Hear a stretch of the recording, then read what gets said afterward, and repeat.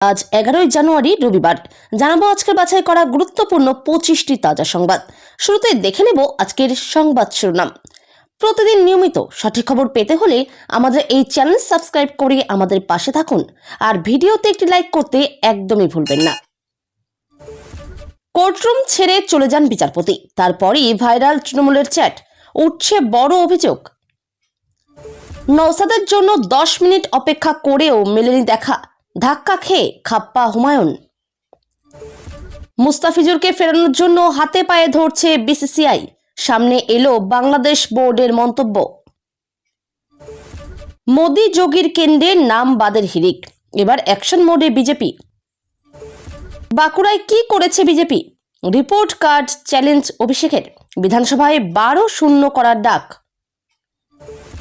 হিজাব পরা মহিলায় কি হবেন ভারতের প্রধানমন্ত্রী?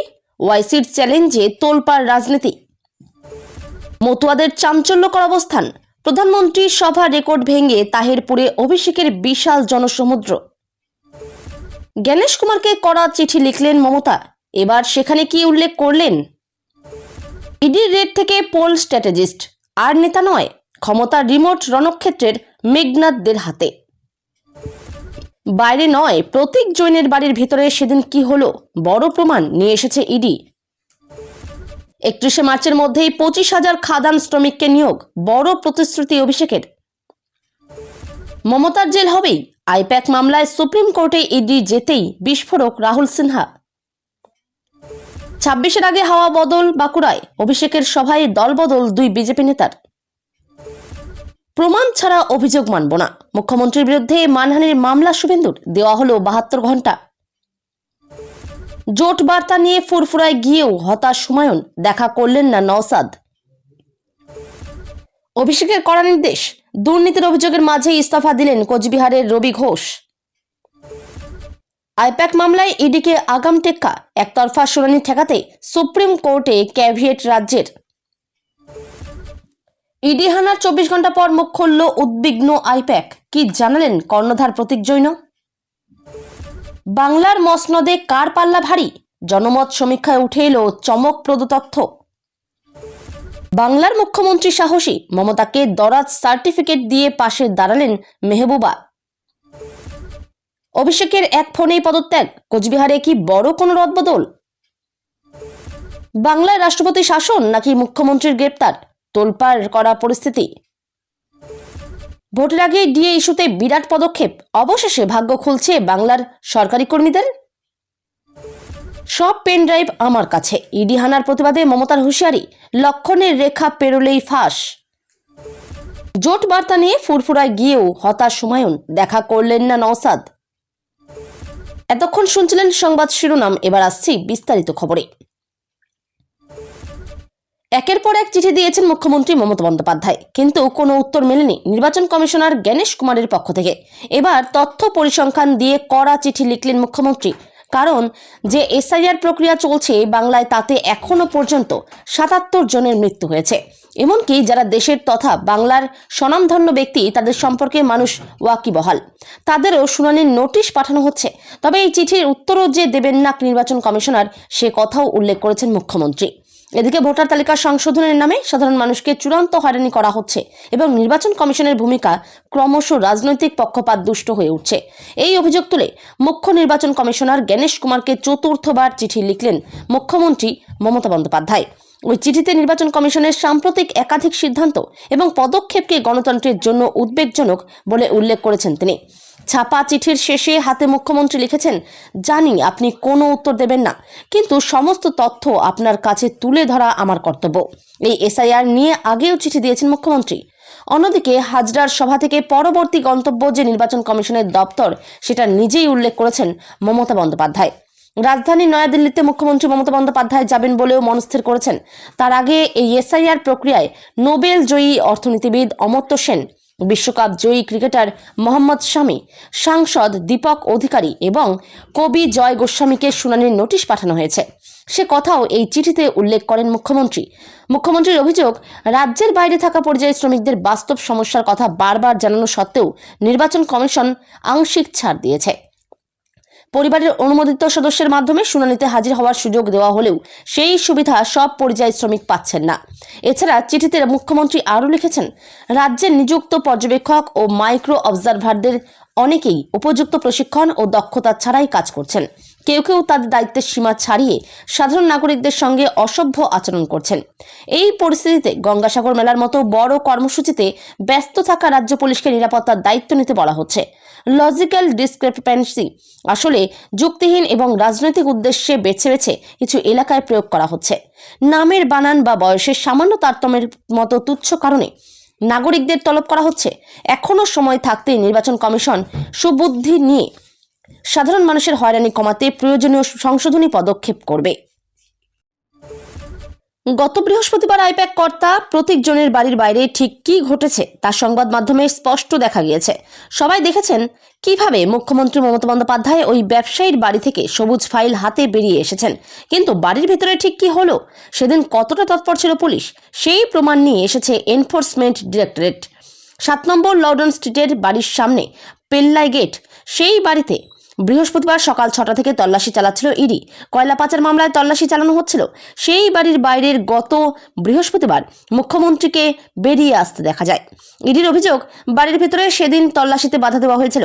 প্রতীক জৈনের বাড়ি ও অফিস থেকে ইডি যে তেমন কিছুই উদ্ধার করতে পারেনি তেমনটাই সূত্রের খবর।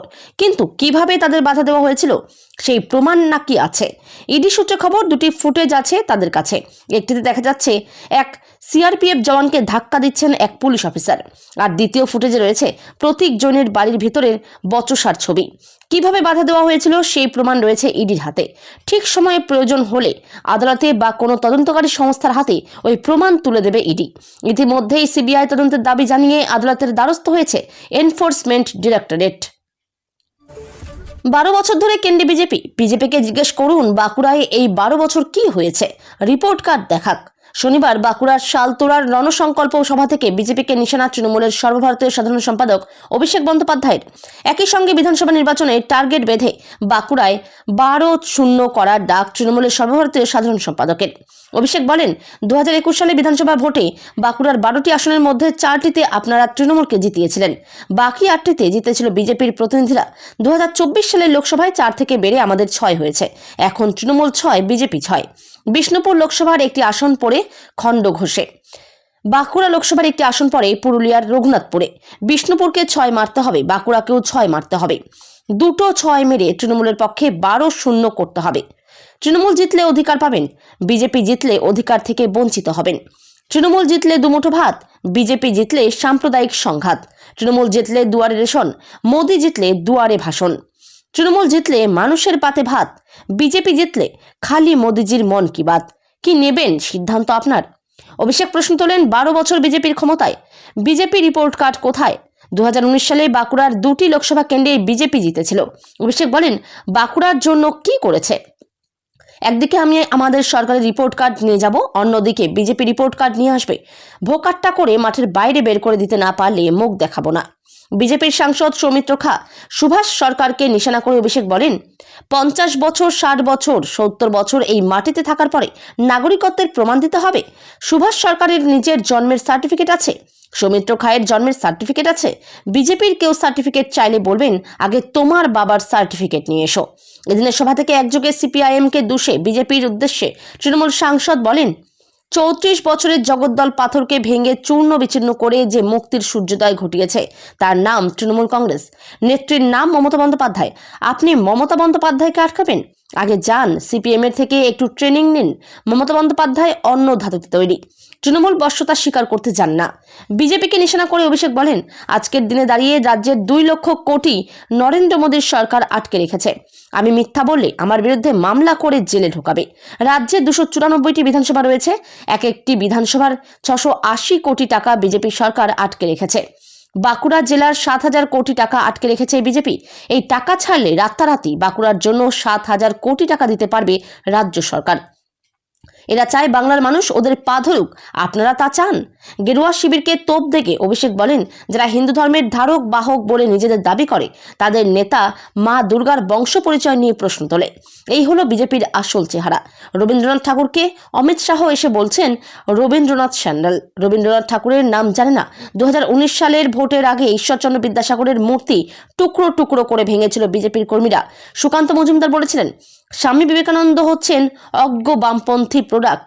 বঙ্কিমচন্দ্র চট্টোপাধ্যায়কে প্রধানমন্ত্রীকে সম্বোধন করছেন বঙ্কিম দা বলে, যেন ছোটবেলায় একসঙ্গে ব্যাডমিন্টন খেলতেন। তৃণমূলের সর্বভারতীয় সাধারণ সম্পাদকের সালতোরায় সভার শুরুতেই প্রাক্তন সালতোরা ব্লক সভাপতি কালীপদ রায় এবং বাঁকুড়া পুরসভার নির্দলীয় কাউন্সিলর দিলীপ আগরওয়াল দলে যোগ করেছেন। আইপ্যাক মামলায় এনফোর্সমেন্ট ডিরেক্টরেট সুপ্রিম কোর্টের দ্বারস্থ হতেই রাজ্য রাজনীতিতে শোরগোল পড়ে গিয়েছে। এই আবহে মুখ্যমন্ত্রী মমতা বন্দ্যোপাধ্যায়ের জেল হওয়া নিয়ে কার্যত চ্যালেঞ্জ ছুড়ে দিলেন বিজেপি নেতা রাহুল সিনহা। আইপ্যাক অফিস ও সংস্থার কর্ণধার প্রত্যেকজনের বাড়িতে ইডি তল্লাশির প্রসঙ্গ টেনে রাহুল সিনহা বলেন, আইপ্যাকের অফিস থেকে ইডির হাত থেকে ফাইল এবং হার্ড ডিস্ক ছিনিয়ে নেওয়া হয়েছে। যদি মুখ্যমন্ত্রীর দাবি সত্যি হয় তবে ফাইলগুলো খুলে ইডি অফিসারদের দেখিয়ে দিতেন যে সেখানে রাজনৈতিক নথিপত্র ছাড়া আর কিছু নেই। মমতা বন্দ্যোপাধ্যায়কে সরাসরি আক্রমণ করে তিনি আরও অভিযোগ করেন, তথ্য না দেখিয়ে আপনি যা করছেন তাতে আপনার জেল হবেই। আপনি যতই ক্যাভিয়েট দাখিল করুন না কেন, শেষ রক্ষা হবে না। উল্লেখ্য, আইপ্যাক মামলায় ইডির তদন্তে বাধা দেওয়ার অভিযোগ তুলে কেন্দ্রীয় সংস্থাটি দেশের সর্বোচ্চ আদালতের শরণাপন্ন হয়েছে। বিজেপি নেতার এই মন্তব্যের পর তৃণমূল শিবিরের পক্ষ থেকে পাল্টা কি প্রতিক্রিয়া আসে এখন সেটাই দেখার। তৃণমূলের পরামর্শদাতা সংস্থা আইপ্যাকের অফিসে বৃহস্পতিবার ইডির তল্লাশির প্রতিবাদে রাজপথে নেমে এদিন আরও চড়া সুরে বিজেপিকে আক্রমণ করলেন মুখ্যমন্ত্রী তথা তৃণমূল নেত্রী মমতা বন্দ্যোপাধ্যায়। যাদবপুর থেকে হাজরা দীর্ঘ মিছিল শেষে প্রকাশ্য সভা থেকে সরাসরি শুভেন্দু অধিকারী ও জগন্নাথ চট্টোপাধ্যায়ের নামোল্লেখ করে হুঁশিয়ারির সুরে মমতা বলেন, শুনুন, আপনাদের এখনো ভাগ্য ভালো, আমি চেয়ারে আছি বলে ওই পেন ড্রাইভগুলো এখনো বাইরে বের করে দিইনি। আমার কাছে সব পেন ড্রাইভে রাখা আছে, বাড়াবাড়ি করলে ফাঁস করে দেব। আমি একটা জায়গা পর্যন্ত সৌজন্যতা মেনটেন করি জানিয়ে মুখ্যমন্ত্রী আরও বলেন, কিন্তু লক্ষণ রেখা বলে একটা কথা আছে, সেটা পেরিয়ে গেলে আর সামনে রাখতে পারবেন না। মুখ্যমন্ত্রী জানান, দেশের স্বার্থেই তিনি এগুলি ফাঁস এখনো করেননি। বলেন, আমি মুখ খুললে সারা দেশে হইচই হবে, বলি না কারণ দেশটাকে ভালোবাসি, এটা আমার দুর্বলতা নয়। বৃহস্পতিবার ইডির তল্লাশির মধ্যেই আইপ্যাকের কর্ণধারের ঘর থেকে বেরোনোর সময় মুখ্যমন্ত্রীর হাতে একটি সবুজ ফাইল দেখা যায়। ওই ফাইলে কি আছে, ইডি বা তা নিয়ে যাওয়ার অনুমতি দিল কিভাবে, তা নিয়ে নানা মহলে যখন জল্পনা তুঙ্গে, তখনই পেনড্রাইভের প্রসঙ্গ টেনে রাজ্য রাজনীতিতে নতুন কৌতূহলের জল্পনা দিলেন মুখ্যমন্ত্রী। একই সঙ্গে এদিন মুখ্যমন্ত্রী অভিযোগ করেছেন, কয়লা পাচারের টাকা শুভেন্দুর মাধ্যমে অমিত শাহের কাছে যায়। ফলে মমতা বন্দ্যোপাধ্যায়ের অভিযোগের জবাবে শুভেন্দু বা বিজেপির তরফে কী জবাব আসে তা নিয়ে সব মহলে কৌতূহল তুঙ্গে। ইডির তল্লাশিতে রাজনৈতিক প্রতিহিংসা বলে দাবি করে তৃণমূল নেতৃত্বের বক্তব্য, বিরোধী কণ্ঠ রোধ করতেই কেন্দ্রীয় সংস্থাকে ব্যবহার করা হচ্ছে। সেই প্রেক্ষিতেই মুখ্যমন্ত্রীর এই মন্তব্যকে প্রতিস্পর্ধার জবাব বলে ব্যাখ্যা করছেন দলের নেতারা। মিছিলে উপস্থিত কর্মী সমর্থকদের মধ্যে ওই বক্তব্য ঘিরে তীব্র উত্তেজনা ছড়িয়ে পড়ে। শাসক দলের শীর্ষ নেতৃত্ব জানাচ্ছেন, রাজপথে যেমন লড়াই চলবে তেমনি আইনি পথেও তার জবাব দেওয়া হবে। তবে একই সঙ্গে কেন্দ্রের উদ্দেশ্যে কড়া বার্তা, সীমা ছাড়ালে পাল্টা আঘাত আসবে। ইডি হানার আবহে এই হুঁশিয়ারি যে রাজনৈতিক সংঘাতকে আরও তীব্র করবে তা বলাই বাহুল্য। কটাক্ষের সুরে মমতা আরও বলেন, আগে গব্বর সিং দেখিয়ে বাচ্চাদের ভয় দেখানো হতো, এরা ভাবছে এজেন্সি দিয়ে সেই ভয় দেখাবে। তুমি আজ মহারাজ সাধু আর আমি চোর, কাল ক্ষমতা থেকে চলে গেলে কেউ পাশে থাকবে না। মুখ্যমন্ত্রীর এই মন্তব্যে স্পষ্ট, কেন্দ্রীয় সংস্থার ভয় দেখিয়ে রাজনীতিতে দাগ কাটার চেষ্টা আর বরদাস্ত করতে রাজি নন তিনি। এখানেই না থেমে মুখ্যমন্ত্রী এও বলেন, যখন ক্ষমতায় থাকবে না তখন কোথায় যাবে, মঙ্গল গ্রহে ধরে নিয়ে আসবো, মানুষের গণ আদালতে বিচার হবে। কয়লা কেলেঙ্কারির তদন্তে আইপ্যাকের দপ্তরে ইডি অভিযানের সময় মুখ্যমন্ত্রী মমতা বন্দ্যোপাধ্যায়ের সরাসরি হস্তক্ষেপ ঘিরে বঙ্গ রাজনীতিতে চরম উত্তেজনা ছড়িয়েছে। তল্লাশি চলাকালীন কেন্দ্রীয় এজেন্সির বাধা উপেক্ষা করে নথি ও হার্ড ডিস্ক সরিয়ে নেওয়ায় তার বিরুদ্ধে তদন্তে অসহযোগিতার অভিযোগ উঠেছে। এই ঘটনাকে কেন্দ্র করে রাজ্যের সাংবিধানিক সংকট তৈরি হয়েছে দাবি করে বিজেপি ও বিরোধী দলগুলো অবিলম্বে রাষ্ট্রপতি শাসন জারির পাশাপাশি মুখ্যমন্ত্রীর গ্রেপ্তারের দাবি জানিয়েছে। রাজনৈতিক বিশেষজ্ঞদের মতে 2026 সালের নির্বাচনের আগে এই সংঘাত তৃণমূল ও বিজেপির লড়াইকে এক নতুন মাত্রায় নিয়ে গেছে। আইনি জটিলতা ও ইডির নথিপত্র ছিনিয়ে নেওয়ার ঘটনায় 356 ধারা প্রয়োগের সম্ভাবনা নিয়ে জল্পনা বাড়লেও সুপ্রিম কোর্টের পূর্ববর্তী রায়গুলো এই পথে বড় অন্তরায় হতে পারে। তবে কেন্দ্রীয় এজেন্সির কাজে বাধা দেওয়ার অভিযোগে মুখ্যমন্ত্রীর বিরুদ্ধে আইনি পদক্ষেপের পথ খোলা থাকায় আগামী দিনগুলোতে রাজ্যের রাজনৈতিক পরিস্থিতি কোন দিকে মোড় নেয় সেদিকেই নজর সকলের।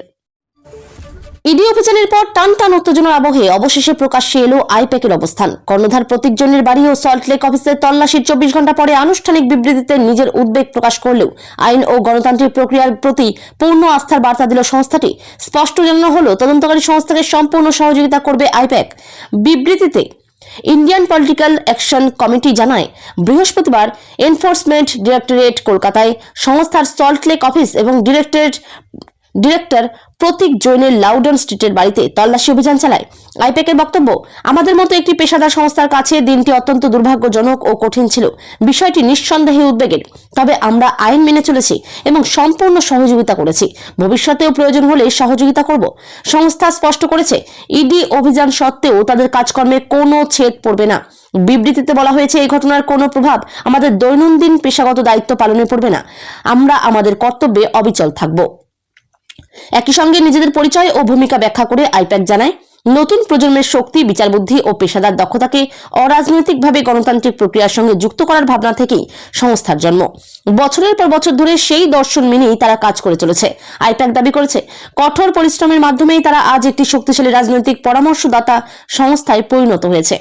বিবৃতিতে আরও উল্লেখ করা হয়েছে, আইপ্যাক বিভিন্ন মতাদর্শের রাজনৈতিক দলের সঙ্গে পেশাদার পরামর্শদাতা হিসেবে কাজ করেছে, যার মধ্যে রয়েছে বিজেপি, কংগ্রেস, তৃণমূল কংগ্রেস, আম আদমি পার্টি, ডিএমকে, ওয়াইএসআর কংগ্রেস ও জেডিইউ। সংস্থার সাব বক্তব্য, আমরা কখনো কোনো নির্বাচনে প্রতিদ্বন্দ্বিতা করি না, কোনো রাজনৈতিক পদেও নেই। আমাদের ভূমিকা কেবলমাত্র পেশাদার রাজনৈতিক পরামর্শ দেওয়ার মধ্যেই সীমাবদ্ধ। উল্লেখ্য, বৃহস্পতিবার ইডি অভিযানের জেরে সল্টলেক অফিসে কাজ বন্ধ রাখা হয়েছিল। কর্মীদের ওয়ার্ক ফ্রম হোম এর নির্দেশ দেওয়া হয়। তবে শুক্রবার সকালে চিত্র বদলায়। অন্যান্য দিনের মতোই অফিসে কর্মচাঞ্চল্য দেখা যায়। সংস্থার তরফে কর্মীদের আশ্বস্ত করে জানানো হয়, বৃহস্পতিবারের ঘটনার কোনো দীর্ঘমেয়াদী প্রভাব পড়বে না আইপ্যাকের কাজে। প্রধানমন্ত্রী এলেও এত নিরাপত্তা থাকে না। ঠাকুরনগরে অভিষেকের সফর ঘিরে সুর চড়ালেন শান্তনু। ঠাকুরনগরে অভিষেক বন্দ্যোপাধ্যায়ের সফরকে ঘিরে নিরাপত্তা নিয়ে চাঞ্চল্যকর ঘটনা ঘটেছে। স্থানীয় নেতা শান্তনু বলেন, প্রধানমন্ত্রী এলেও এত নিরাপত্তা থাকে না। এই মন্তব্য রাজ্যের রাজনৈতিক মহলে সরগরম হয়ে ওঠে। স্থানীয় প্রশাসনের রিপোর্ট অনুযায়ী অভিষেকের সফর চলাকালীন অতিরিক্ত পুলিশ মোতায়েন করা হয়েছে। রাজনৈতিক বিশ্লেষকরা মনে করছেন, এটি অভিষেকের প্রভাবশালী রাজনৈতিক অবস্থানের প্রমাণ। স্থানীয় মানুষ ও সমর্থকরা এই সফরে উপস্থিত হয়ে সমর্থন প্রকাশ করেছেন। রাজনৈতিক মহলে শান্তনুর মন্তব্য বিতর্কের জন্ম দিয়েছে। বিশেষজ্ঞরা মনে করছেন, এই মন্তব্য রাজনৈতিক ও সামাজিক উত্তাপ বাড়াতে সহায়ক হতে পারে। আইপ্যাক দপ্তরে ইডি তল্লাশিতে ক্ষুব্ধ মমতা ও প্রশান্ত কিশোরকে নিয়ে প্রশ্ন দেবাংশুর। আইপ্যাক অফিসে ইডি অভিযান চলাকালীন মমতা বন্দ্যোপাধ্যায় এবং প্রশান্ত কিশোরের ভূমিকা নিয়ে রাজ্যপাল দেবাংশু অধিকারী মন্তব্য করেছেন। তিনি বলেন, এই তল্লাশিতে মমতা ও কিশোরের ভূমিকা নিয়ে প্রশ্ন উঠেছে। রাজনৈতিক বিশ্লেষকরা মনে করছেন, এটি নির্বাচনী কৌশল ও রাজনৈতিক চাপের একটি স্পষ্ট ইঙ্গিত। মমতা ও কিশোর ইতিমধ্যে সাংবাদিকদের সঙ্গে কথা বলেছেন এবং অভিযানের বিরুদ্ধে প্রতিবাদ জানিয়েছেন। রাজ্য রাজনীতিতে এই মন্তব্যের নতুন বিতর্কের জন্ম দিয়েছে। রাজনৈতিক মহলে বলা হচ্ছে, এই পরিস্থিতি ভবিষ্যতে নির্বাচনী কৌশল ও রাজনৈতিক ভারসাম্য প্রভাবিত করতে পারে। বাইরে থাকা ভোটারদের আসতে হবে না শুনানিতে, বড় পদক্ষেপ নির্বাচন কমিশনের। এসআইআর প্রক্রিয়া ঘিরে দেশজুড়ে যখন বিতর্ক ও উদ্বেগ বাড়ছিল, ঠিক সেই সময়ে গুরুত্বপূর্ণ সিদ্ধান্ত নিল নির্বাচন কমিশন। কমিশনের পক্ষ থেকে স্পষ্ট জানিয়ে দেওয়া হয়েছে, যেসব ভোটার বর্তমানে নিজের রাজ্যের বাইরে রয়েছেন তাদের আর এসআইআর সংক্রান্ত শুনানিতে সশরীরে হাজির হতে হবে না। এই সিদ্ধান্তে স্বস্তি পেয়েছেন লক্ষ লক্ষ পরিযায়ী শ্রমিক ও বাইরে থাকা ভোটাররা। নির্বাচন কমিশন সূত্রে জানা গেছে, কাজ, পড়াশোনা বা চিকিৎসার কারণে বাইরে থাকা ভোটারদের ক্ষেত্রে বিকল্প পদ্ধতিতে যাচাই করা হবে। অনলাইন ডকুমেন্ট, আগের ভোটার তালিকা, বুথ লেভেল অফিসারের রিপোর্ট এবং স্থানীয় প্রশাসনের যাচাইয়ের ভিত্তিতে এই সিদ্ধান্ত নেওয়া হবে। ফলে শুনানিতে হাজির না হলেও তাদের ভোটাধিকার কেড়ে নেওয়া হবে না, এই আশ্বাস দিয়েছে কমিশন। এই সিদ্ধান্তের নেপথ্যে বড় কারণ হিসেবে উঠে এসেছে বিরোধী দলগুলির প্রবল চাপ ও সাধারণ মানুষের ক্ষোভ। তৃণমূল কংগ্রেস সহ একাধিক বিরোধী দল অভিযোগ করেছিল, এসআইআর প্রক্রিয়ার মাধ্যমে পরিকল্পিতভাবে ভোটারদের নাম বাদ দেওয়ার চেষ্টা চলছে। বিশেষ করে ভিন রাজ্যে থাকা বাংলা ভাষাভাষী শ্রমিকরা সবচেয়ে বেশি সমস্যায় পড়ছিলেন। তৃণমূল কংগ্রেস এই সিদ্ধান্তকে নিজেদের আন্দোলনের জয় বলে দাবি করেছে। দলের নেতাদের বক্তব্য, লাগাতার প্রতিবাদ, স্মারকলিপি ও জনচাপের ফলে নির্বাচন কমিশন অবস্থান বদলাতে বাধ্য হয়েছে। অন্যদিকে বিজেপি দাবি করেছে কমিশন শুরু থেকে নিরপেক্ষ এবং ভোটারদের সুবিধার কথাই ভেবেছে। রাজনৈতিক বিশ্লেষকদের মতে এই সিদ্ধান্ত এসআইআর নিয়ে তৈরি হওয়া আতঙ্ক অনেকটাই কমাবে। তবে তারা এটাও মনে করছেন ভোটার তালিকা সংশোধনের প্রক্রিয়া এখনো রাজনৈতিকভাবে সংবেদনশীল এবং ভবিষ্যতে আরো বিতর্ক তৈরি হতে পারে। সব মিলিয়ে বাইরে থাকা ভোটারদের শুনানিতে না আসার সিদ্ধান্ত নির্বাচন কমিশনের একটি বড় ও তাৎপর্যপূর্ণ পদক্ষেপ হিসেবেই দেখা হচ্ছে।